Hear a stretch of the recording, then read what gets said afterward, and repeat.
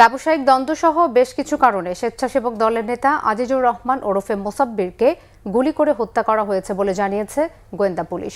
তবে এতে প্রাথমিকভাবে রাজনৈতিক সংশ্লিষ্টতা পাওয়া যায়নি।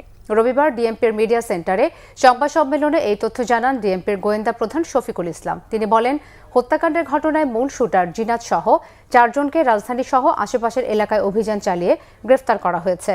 গ্রেফতারকৃতদের মধ্যে আছে হত্যাকাণ্ডে সরাসরি অংশ নেওয়া শুটার ও পরিকল্পনাকারী। প্রাথমিক ধারণা, ব্যবসায়িক দ্বন্দ্ব ও ব্যক্তিগত কোন্দলের কারণে আজিজুর রহমান ওরফে মোসাব্বিরকে হত্যা করা হয়েছে।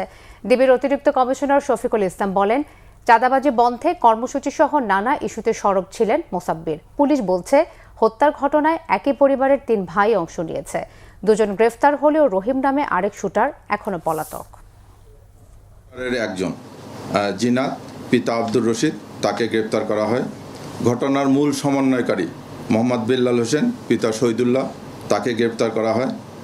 পাশাপাশি শহীদুল্লাহর ভাই আব্দুল কাদির, যে ঘটনার পরবর্তীতে আসামিদেরকে পলায়নে সহায়তা করা, আসামিদের মোবাইল পরিবর্তন করা সহ অন্যান্য কাজে সহযোগিতা করে, তাকে গ্রেপ্তার করা হয়। আসামিদেরকে জিজ্ঞাসাবাদ করে তারা প্রাথমিকভাবে স্বীকার করেছে যে তারা এই ঘটনাগুলো ঘটেছে। তারা ওখানে ব্যবসা কেন্দ্রিক ব্যবসায়িক থেকে আছে, এর নেপথ্যেও কিছু আছে কিনা এটা আমরা